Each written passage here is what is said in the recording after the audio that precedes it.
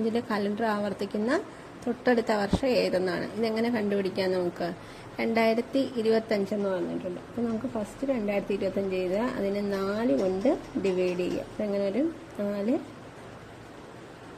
5 വരുമ്പോൾ 24 സോറി 5 6 വരും 1. റിമൈൻഡർ എത്രയാണ് നമുക്ക് വരുന്നത്? 1 ആണ് വരുന്നത്. അപ്പോൾ ഇതിന് നമ്മൾ ഓർത്തിരിക്കാനുള്ളത് 0 ആണ് റിമൈൻഡർ വന്നാൽ നമ്മൾ 28 ആഡ് ചെയ്യണം.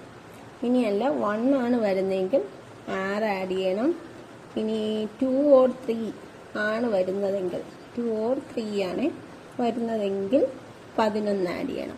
അപ്പോൾ ഇങ്ങനെ വരുമ്പോഴത്തേക്കും നമുക്ക് എങ്ങനെ നോക്കാം? ഇവിടെ 2025 ആണ്. 2025 പ്ലസ് ഇവിടെ നമുക്ക് റിമൈൻഡർ 1 ആണ് വന്നത്, 6 ആഡ് ചെയ്യുക. നമുക്ക് എത്ര വരും? 2031 വരും. So answer 2031.